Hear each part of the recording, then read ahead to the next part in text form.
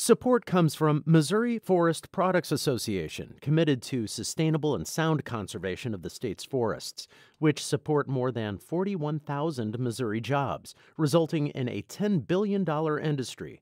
ChooseWood.com. From the St. Louis Public Radio Newsroom, this is The Gateway. It's Thursday, February 18th. I'm Wayne Pratt. Black Americans have long suffered in society, from legalized segregation to police brutality. A visual exhibit at the Griot Museum of Black History in St. Louis explores the continuing trauma. Most of American history is that of people literally being three-fourths of a human and being shackled and being forced to do labor. All this trauma, which becomes generational trauma. In just a few minutes, St. Louis Public Radio's Andrea Henderson speaks with Black St. Louis artists who reflect on long-standing pain and how they look for moments of happiness. Federal stimulus money has helped prop up the St. Louis region's economy during the pandemic. St. Louis Public Radio's Corinne Ruff reports many jobs are expected to come back this year, but there's still a long way to go to fully recover. The regional unemployment rate has gone down, which is a good thing. But the problem is there are still 72,000 fewer jobs today than before the pandemic. Chuck Gaskin, a regional economist with the St. Louis Federal Reserve, says that's because many people have given up looking for jobs. In order to get the economy back to sustainable growth, he says public policy officials need to focus on the barriers keeping existing residents from working.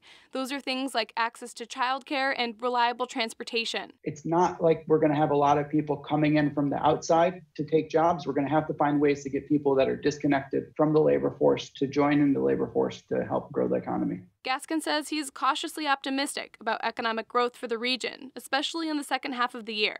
I'm Corinne Ruff, St. Louis Public Radio. A Missouri House committee has passed a plan to forgive federal unemployment overpayments for some Missourians. The measure now heads to the House floor for debate. There is still no consensus on the state portion of unemployment overpayments made during the pandemic. That's about 20% of the money. Some lawmakers blame the state and say people should not be forced to pay it back. Illinois' governor wants more money for state agencies that have borne the brunt of the pandemic response. J.B. Pritzker delivered his annual budget framework yesterday. He says the state's focus has been forced to shift to COVID-19. I certainly had no expectation when I became governor that we would spend all of this time battling an invisible enemy together. I had bolder plans for our state budget than what I'm going to present to you today.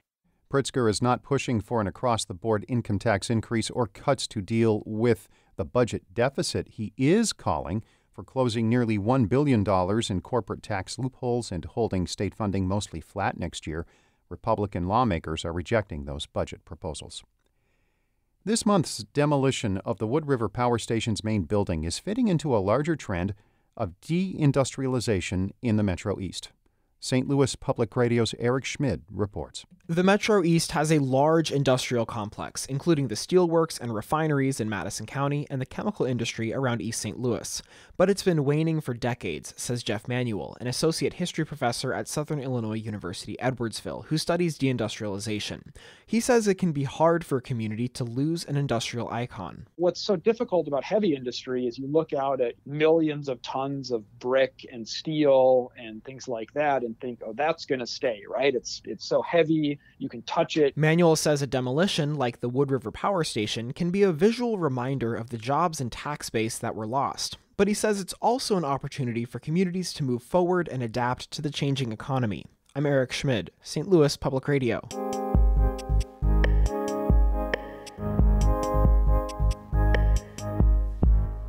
Black artists use their talents to express the pain of American life, such as segregation, police brutality, seeing friends and family suffer violent deaths, and losing loved ones to COVID-19. Black artists in the St. Louis region this weekend will showcase works that connect grief and joy in a virtual exhibit from the Griot Museum of Black History. St. Louis Public Radio's Andrea Henderson reports. Dancer Shantae Gavin has experienced overwhelming grief in the past 2 years. Her sister was murdered. She saw 5 members of her family and friends die in 1 month, 3 from COVID-19. She broke her leg last September. She lost her job a few weeks ago, and doctors recently found a blood clot on her daughter's brain. But Gavin continued to dance. She says her art helps her remain joyful. Black joy is freedom. That's Black joy to me. Don't have to worry about being shot up, free to live, love, and have life in abundance as others do. Gavin is one of 7 Black artists who will showcase their work at the Griot. Their art is a part of a multimedia installation. Listen, Look, a reconciliatory journey through Black grief and joy. Gavin will perform Cool Water, a solo performance that incorporates Egyptian movements.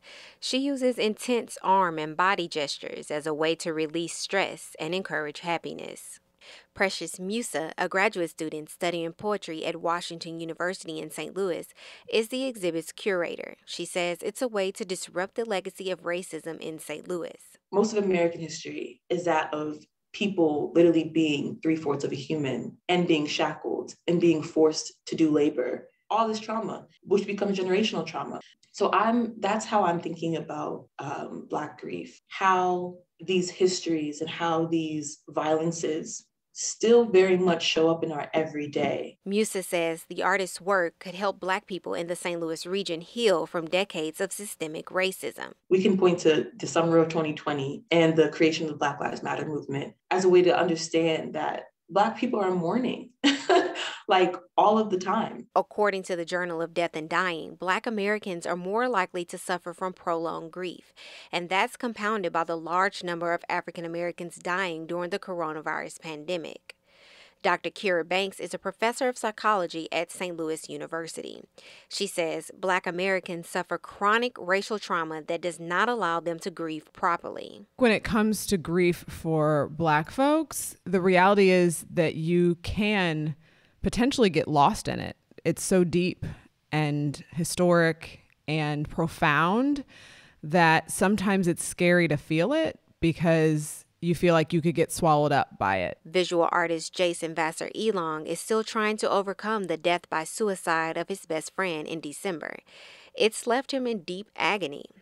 Vassar Elong says it hurts that his friend went through his trial alone. That has compounded his own grief. He says it's connected to the pain he feels when he thinks about how Black Americans are still suffering from police violence and racism after centuries in the U.S. I can't relate to what it's like to pick cotton, but I can relate to what it's like for someone to be in a closed space like an elevator and no one speak to me, even if I speak first. Vassar Elong poured his pain into his work to help cope with the loss and to regain a sense of happiness. He created Late Autumn, a 2-panel painting that expresses gloom and glee through nature.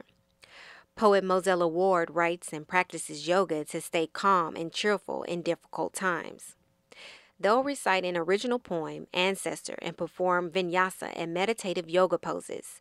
Ward says practicing yoga is a way to heal and connect with ancestors. Grieving, rest, sleep, loving is a revolutionary act that was not always granted to us, and that we have to take it back. If for no one else, for yourself and for the people before you and the people after you. Ward and the other artists hope that their exhibits will show that there is a way out of darkness. I'm Andrea Henderson, St. Louis Public Radio.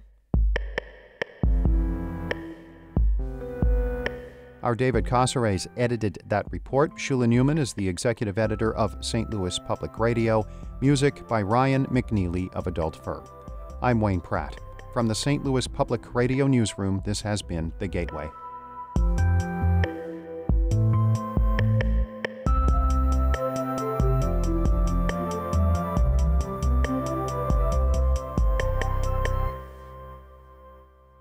Support comes from the Missouri Forest Products Association. Missouri produces wood pallets, railroad ties, white oak barrels, hardwood floors, and more. Details on the variety of products made in the state are at choosewood.com.